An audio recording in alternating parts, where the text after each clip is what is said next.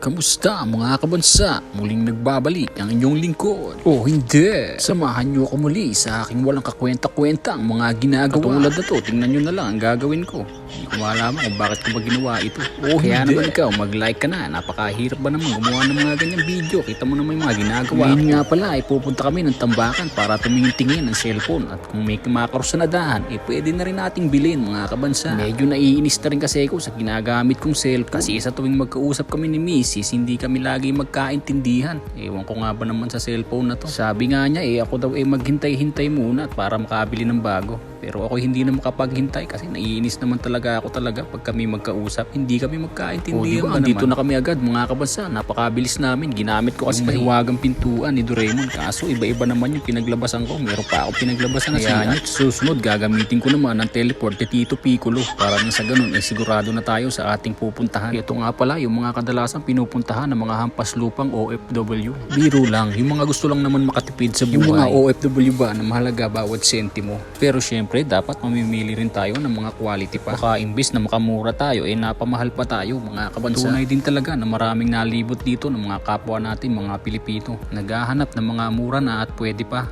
Yan naman talaga ang mga ugali nating mga Pilipino.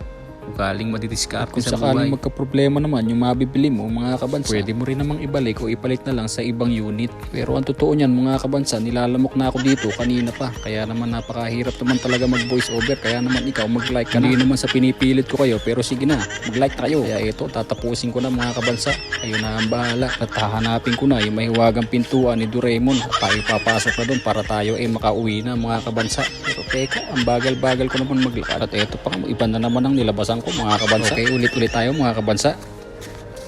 Ayun, finally nakauwi na tayo sa ating kwarto mga kabansa. Bye-bye!